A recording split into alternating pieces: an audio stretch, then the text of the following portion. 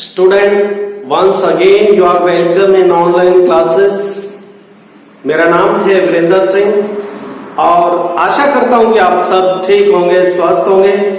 आज हम class 10th का ज्योग्राफी का चैप्टर 7th चैप्टर करने वाले हैं और ये होगा मैन्युफैक्चरिंग इंडस्ट्रीज।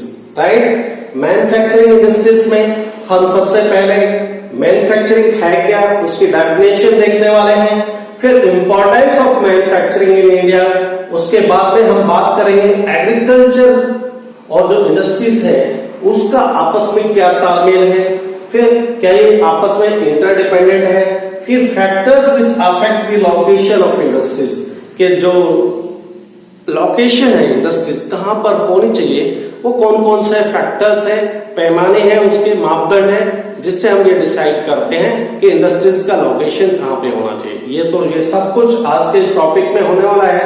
सबसे पहले हम बात कर लेते हैं मैन्युफैक्चरिंग के बारे में कि मैन्युफैक्चरिंग है क्या। तो जैसा बेटा आप जानते हो कि जो रॉ मटेरियल है, चाहे आपने मिनरल ओर है एक्सट्रैक्ट किया, ठीक है ना, अर्थक्रस्ट से, और उससे आपने एक फिनिश प्रोडक्ट तैयार कर लिया।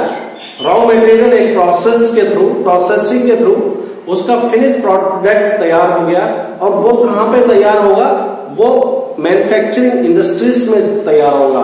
यानी कि रॉ मटेरियल का कन्वर्ट करके फिनिश गुड में, और वो फिनिश गुड है उसकी वैल्यू वहां पर वैल्यू का एडिशन हो जाती है, कॉस्ट उसकी बढ़ जाती है, क्वालिटी बढ़ जाती है। तो ये ही आपका मैन्युफैक्चरिंग के अंदर होता है। रॉ मटेरियल को एक प्रोसेस के थ्रू आप फिनिश गुड में प्रोडक्शन ऑफ गुड तैयार होता है और उसका क्वालिटी जो बढ़ जाता है, यही मैन्युफैक्चरिंग है। आप बात कर सकते हो जो एग्रीकल्चर है उससे जो रिलेटेड रॉ मटेरियल है, उससे लेके सपोज करो बेकरी में काम है, बेकरी वाला जो मैन्युफैक्चरिंग इंडस्ट्रीज की अगर हम बात करें तो उनको रॉ मटेरियल कहां से मिलता है, एग्रीकल्चर से मिलता है। उनको जो सीरियल्स है या बात करें वीट से वो बिस्किट बनाने के लिए उनको पहले वीट जो एग्रीकल्चर से रॉ मटेरियल तैयार हुआ, वीट लेना होगा, फिर उसके एक प्रोसेस के थ्रू जाके उसका पिसाई होता है, फिर उसके बाद में बेकिंग वाला जो प्रोसेस है वो पूरा होता है, फिर आपके सामने जो बेकिंग के जो भी प्रोडक्ट है वो तैयार होकर मिलते हैं। राइट, तो इस तरह से हम डेफिनेशन क्लियर करते हैं यहाँ पर। इसके बाद में बात करते हैं importance of manufacturing for India, कि भारत के लिए मैन्युफैक्चरिंग का जो इंपॉर्टेंस क्या है। भारत ही क्या, किसी भी देश के लिए जो मैन्युफैक्चरिंग है उसका बहुत इंपॉर्टेंस है। किसी भी देश की जो एक बैकबोन है इंडस्ट्रीज, राइट, और अगर किसी देश की इकोनॉमी का जो डेवलपमेंट हुआ है पास्ट में भी अगर आप देखते हैं फिगर्स उठा के, जितने भी डेवलप्ड कंट्री है, तो that is because of the manufacturing industries. तो जिस देश में मैन्युफैक्चरिंग का जो प्रोसेस ज्यादा होता है वहां पे इंडस्ट्रीज का एक्सपेंशन है, विस्तार होकर रखा हुआ है, वो अपने आप में डेवलप कर गए। तो इंडिया को भी इसके ऊपर, इनफैक्ट इंडिया इसी प्रोसेस से गुजर रहा है, तो इंडिया के लिए भी ये बहुत ही इंपॉर्टेंट है। आप ये भी जानते हो कि बात करें हम जो एग्रीकल्चर की है, इसके लिए जितना भी जो मॉडर्न इक्विपमेंट्स की जरूरत पड़ती है वो सारे के सारे मैन्युफैक्चरिंग इंडस्ट्रीज में तैयार होती हैं। अगर मैन्युफैक्चरिंग इंडस्ट्रीज किसी देश में या हमारे देश में डेवलपमेंट करेगी तो उसके अपने आप में एक इम्पोर्टेंस है। वो जो हैवी डिपेंडेंस ऑन एग्रीकल्चर है, जो लोग एग्रीकल्चर क्योंकि एक मानते हैं कि इकोनॉमिक डेवलपमेंट में एग्रीकल्चर का प्राइमरीली काफी रोल रहता है, लेकिन अगर एग्रीकल्चर के ऊपर लोगों का एम्प्लॉयमेंट के लिए, for the purpose of employment, हम डिपेंडेंस हटाना चाहते हैं तो we have to expand our manufacturing industries. ठीक है ना, इसमें कोई शक नहीं है। तो लोगों को अगर रोजगार देना है तो we have to shift from primary sector to secondary sector. Secondary sector में वो आपका मैन्युफैक्चरिंग वगैरह का जो प्रोसेस है वो पूरा आ जाता है। Primary sector extraction of raw material से रिलेटेड है, आप पहले भी 8th क्लास में कर चुके हो। और सेकेंडरी सेक्टर में आपका इंडस्ट्रियल प्रोडक्शन आ जाता है, इंडस्ट्रीज के बारे में जहां पे प्रोडक्शन ऑफ गुड होता है। ठीक है ना, तो किसी भी देश के लिए ये काफी इंपॉर्टेंट है। और इसी तरह से इंडिया का भी अगर इकोनॉमिक डेवलपमेंट के ऊपर हमें बात करनी है तो ये बहुत ही जरूरी है। अब इंडस्ट्रियल प्रोडक्शन किसी भी देश में अनएम्प्लॉयमेंट को खत्म करने का एक अपने आप में प्री कंडीशन आप समझ लीजिए। देश से आप अनएम्प्लॉयमेंट बेरोजगारी कम करना चाहते हो तो आपको इंडस्ट्रियल प्रोडक्शन के ऊपर ध्यान देना होगा, राइट। और इसी तरह से अगर आप अपने देश का जो एक्सपोर्ट है, देश के इंडस्ट्रियल प्रोडक्शन का एक्सपोर्ट बढ़ाना चाहते हो, जिससे आपको फॉरेन रिजर्व मिलने वाला है, फॉरेन की करेंसी मिलने वाली है और उस करेंसी का आप इस्तेमाल दूसरे देशों के साथ में ट्रेड करने के लिए करने वाले हो, तो ये सारा किसके ऊपर डिपेंड होगा? How you have expanded your manufacturing industries, right. तो जो गुड्स का एक्सपोर्ट है वो इसी से होता है। कंट्रीज जिसने भी जो रॉ मटेरियल है उसको फिनिश प्रोडक्ट में जो वैल्यू एडिशन करके डाइवर्सिफाई किए अपना इंडस्ट्रीज को, वो काफी डेवलप कर गए हैं। तो इंडिया को भी डाइवर्सिफिकेशन की जरूरत है। अलग अलग जो कहें कि सेक्टर्स में इंडस्ट्रीज को जो डाइवर्सिफाई कर रहा हूं, किसी एक पार्टिकुलर हम मिनरल्स के ऊपर ही डिपेंड नहीं रह सकते कि मिनरल्स बेस्ड जो इंडस्ट्रीज है उसी के ऊपर डिपेंडेंस नहीं, हमें इंफॉर्मेशन टेक्नोलॉजी की बात करें या फिर एग्रीकल्चर से रिलेटेड जो इंडस्ट्रीज है उसकी बात करें, हर इंडस्ट्रीज के ऊपर हमें ध्यान देना होगा, राइट। अब बात कर लेते हैं हम agriculture and industries in India are interdependent on each other. क्या ऐसा है क्या? जो एग्रीकल्चर है और इंडस्ट्रीज है वो एक दूसरे के ऊपर निर्भर है, ऐसा क्या लगता है कि आपको? क्या बताइए मुझे। बिल्कुल ये बात सही है। एग्रीकल्चर और मैन्युफैक्चरिंग इंडस्ट्रीज वो एक दूसरे के ऊपर डिपेंडेंट है, ठीक है ना। बात कर लेते हैं पहले एग्रीकल्चर इंडस्ट्रीज के ऊपर किस तरह से निर्भर है, ठीक है ना।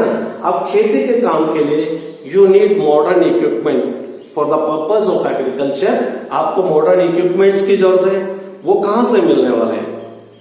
वो इंडस्ट्री से मिलने वाले हैं। आपको पाइप्स, पीवीसी पाइप्स की जरूरत होती है, वो इंडस्ट्री से मिलने वाले हैं। या फिर पेस्टिसाइड्स की बात करें, पेस्टिसाइड्स है वो भी आपको इंडस्ट्री से मिलने होंगे। और फिर जो इंडस्ट्रीज को है, इंडस्ट्री किस तरह से एग्रीकल्चर के ऊपर डिपेंडेंट है ये भी आप जान लीजिए। आप बेटा जानते हो कि जितनी भी इंडस्ट्रीज है वो उनको जो रॉ मटेरियल है उसका कुछ पार्ट आपको एग्रीकल्चर से भी मिलता है। बहुत सारी ऐसी इंडस्ट्रीज है जो अपने रॉ मटेरियल के लिए जो एग्रीकल्चर से रिलेटेड है, जिसमें आपके फिशरी आ गया, पोल्ट्री आ गया, या फिर जो ग्रेन का प्रोडक्शन हो गया, वो सारे के सारे किसमें आएंगे? ये आएंगे प्राइमरी इंडस्ट्री, ये इसमें आएंगे एग्रीकल्चर से रिलेटेड हो गया ये सभी। और ये जो इस यहां से एग्रीकल्चर से एक्सट्रैक्शन ऑफ मिनरल सबसे मोस्ट इंपॉर्टेंट, वो भी सब प्राइमरी सेक्टर में आ जाता है।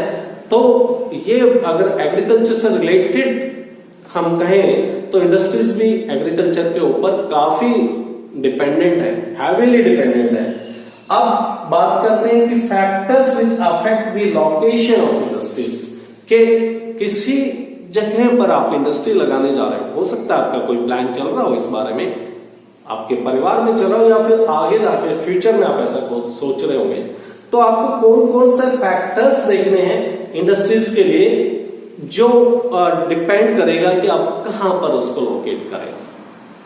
तो सबसे पहले तो बेटा ये बात होगी कि जो इंडस्ट्रीज आप लगाना चाहते हो, कि कोई पार्टिकुलर एक इंडस्ट्री लगाना चाहते हो, उसके लिए easily available of the raw material की बात करें कि वहां आसपास में जिस लोकेशन में आप इंडस्ट्री लगा रहे हो आपको रॉ मटेरियल इसलिए अवेलेबल हो, ठीक है ना। और उसी के साथ में रॉ मटेरियल इसलिए अवेलेबल होगा तो आपका कॉस्ट कटिंग होगा।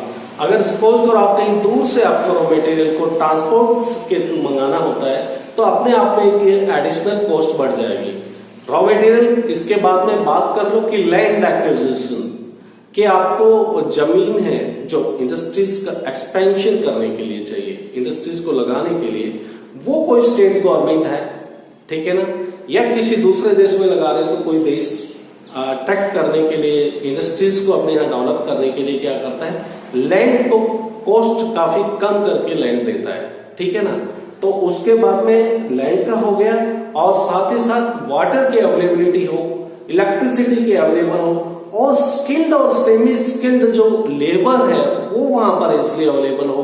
ये भी देखने वाली बात है कि अगर आपको चीप रेट के ऊपर लेबर मिल जाएगी, मजदूर मिल जाएंगे, तो अपने आप में ये कॉस्ट कटिंग हो जाता है, ठीक है ना। कॉस्ट कम आती है जो भी आप प्रोडक्शन कर रहे हो उसके ऊपर। इसी के साथ में कैपिटल इन्वेस्टमेंट के बारे में भी सोचना है आपको, ट्रांसपोर्टेशन का भी देखना है, फिर मार्केट भी आपको देखना है कि यहाँ से मार्केट जो आपका प्रोडक्शन तैयार हो रहा है क्या आसपास में उसका मार्केट है, और ये आप ले जाने के लिए मीन्स ऑफ ट्रांसपोर्ट यहाँ से अवेलेबल है, कनेक्टिविटी है मीन्स ऑफ ट्रांसपोर्ट की। जैसे आप बात कर सकते हो शिप के थ्रू कर सकते हो, रेलवे के थ्रू हो सकती है, या बाई एयर हो सकती है। तो ये सारे फैक्टर्स हैं जिनको ध्यान में रखकर हमें ध्यान देना होता है जब भी किसी इंडस्ट्री का हम लोकेशन देखते हैं।